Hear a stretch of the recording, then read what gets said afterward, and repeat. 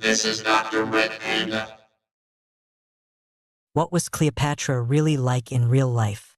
How did she manage to win over Antony and Caesar? Hello everyone, I'm Dr. Red Panda. In this video, we'll focus on the enigmatic Cleopatra. Marriage to her brother. Cleopatra, whose full name was Cleopatra VII, was a prominent figure of the Ptolemaic dynasty in ancient Egypt. Her father, Ptolemy XII Elites, left a will before his death stating that Cleopatra and her brother, Ptolemy XIII, should co-rule after his passing. Ptolemy XIII, Cleopatra's half-brother, was the eldest son of Ptolemy XII Elites. According to Egyptian law at the time, their co-rule required Cleopatra to marry her brother, Ptolemy XIII.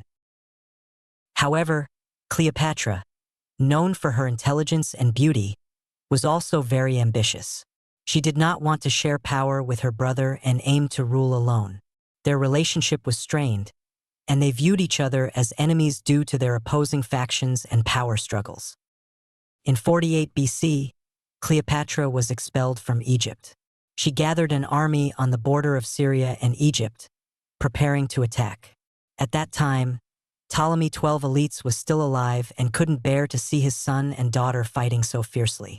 With their father's intervention, Cleopatra and her brother Ptolemy XIII were married and co-ruled Egypt.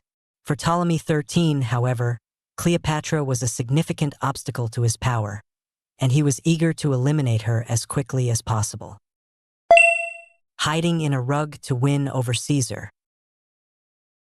Later, Julius Caesar came to Egypt in pursuit of Pompey. Both Ptolemy XIII and Cleopatra sought to use Caesar's power to eliminate the other and secure their own positions. Ptolemy XII's men personally beheaded Pompey and presented his head to Caesar to win his favor. Not to be outdone, Cleopatra devised a plan of her own. She ordered her servant to disguise himself as a merchant and wrap her in a carpet.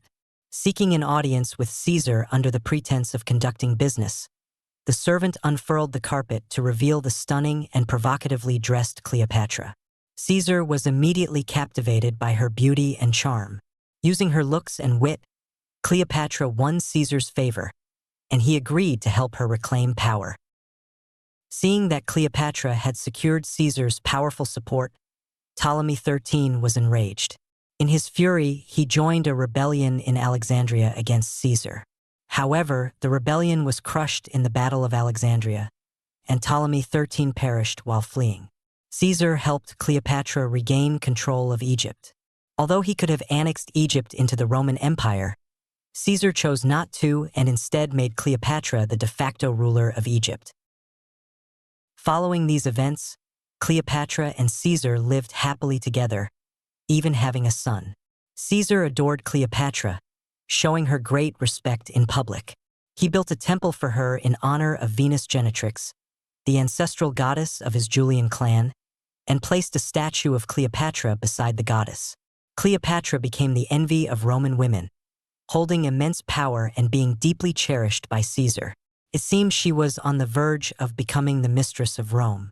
However, before Cleopatra could truly become the queen of Rome, Caesar was assassinated on March 15, 44 BC. The encounter with Antony.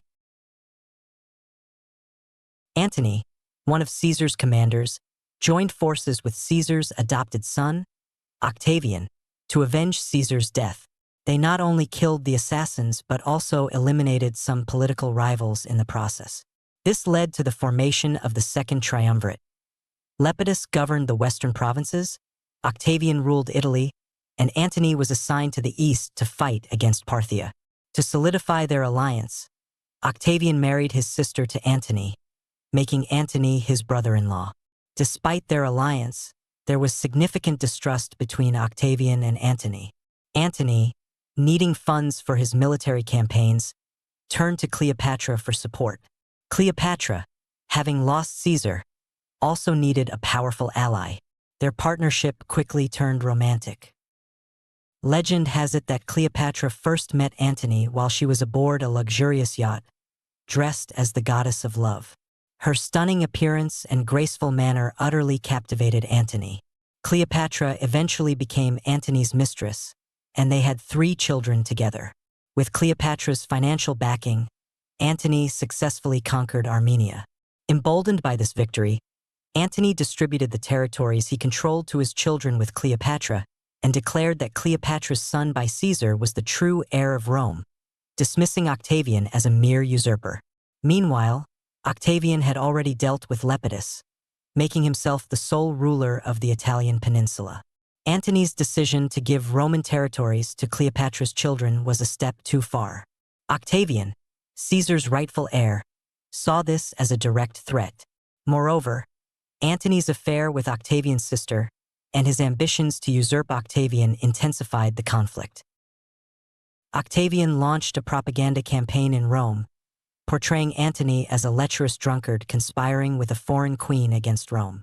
He framed their political struggle as a war to defend Roman freedom from foreign influence. The conflict between Octavian and Antony culminated in a naval battle.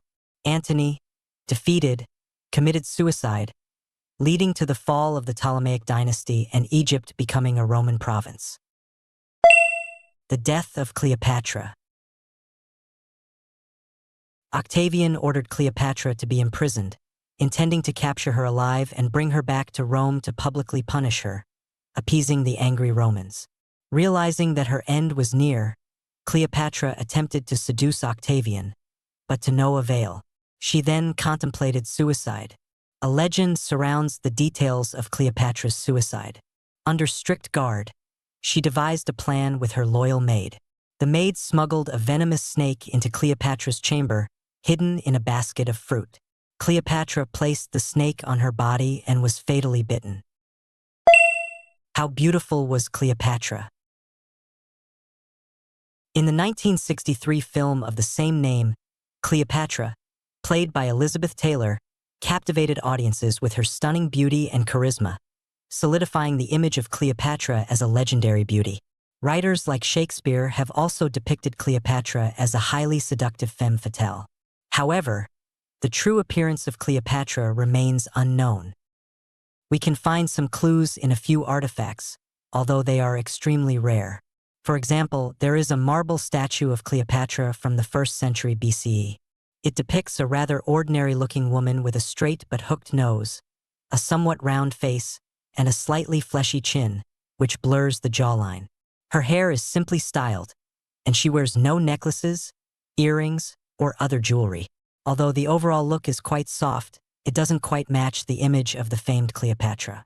Additionally, contemporary coins also provide glimpses of Cleopatra's appearance. The silver coins show Cleopatra with a prominent hooked nose, full cheeks, and a thick chin, resembling the features seen in the marble statue. Today, artists have attempted to reconstruct Cleopatra's appearance using 3D modeling based on the marble statue and coins, but the results might be disappointing for some. Cleopatra was not remarkably beautiful by modern standards. Historical records suggest that Cleopatra was not renowned for her beauty. Julius Caesar and Mark Antony were experienced and formidable leaders who would not be easily swayed by mere physical attractiveness. Most modern scholars believe that Cleopatra's greatest allure lay in her immense wealth. Despite its decline, Egypt was vast, populous, and incredibly wealthy. For the Roman Empire, which was engaged in numerous wars and in dire need of funds, Egypt was a treasure trove. Cleopatra herself was highly intelligent and well-educated. She was the first member of the Ptolemaic dynasty to speak Egyptian, and she was also fluent in Greek, Latin, and several other languages. She was knowledgeable and wise, making her a true scholar. Not only was she young and extremely wealthy, but she was also an intellectual powerhouse, making her irresistibly attractive. From Cleopatra's perspective, aligning with powerful Roman generals ensured her own safety, as Egypt was plagued by frequent coups, and she was overthrown several times. Her alliances with Caesar and Antony were strategic, ensuring her security rather than being purely based on romantic attraction. The portrayal of Cleopatra as a seductress likely stems from the propaganda of Octavian, who sought to legitimize his political struggle with Antony. By launching a smear campaign in Rome, he depicted Cleopatra as a seductive temptress to undermine her impressive ruling capabilities and discredit both her and Antony. Cleopatra as a fashion icon. Ancient Egypt was not only the cradle of civilization but also a powerhouse of beauty. Cleopatra, the Egyptian queen, was a fashion icon of her time. She would use Dead Sea salt to exfoliate, soap to cleanse her body, and a mixture of milk and honey to moisturize her skin, making it smoother and eliminating wrinkles. The ancient Egyptians were one of the first civilizations to wear eyeliner. If you want to emulate the ancient Egyptians today, eye makeup is key. As early as 3000 BC, the ancient Egyptians would apply a substance similar to eyeliner called kohl, which was not only aesthetically pleasing but also protected the eyes from sunlight, having a similar effect to sunglasses. In addition, they would use ochre pigment as blush and lipstick and draw eyebrows. To keep her skin hydrated, Cleopatra's servants would prepare yogurt for her to apply to her face and soak in her bath every day. This luxurious skincare regimen required the rearing of at least 700 female donkeys. Her beauty routine and skincare secrets not only kept her skin youthful, but also symbolized ancient Egyptian beauty culture.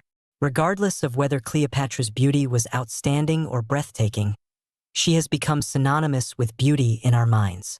Her beauty is more than just physical appearance. It is a beauty of wisdom that truly touches the soul. And that's a wrap for this episode of the video.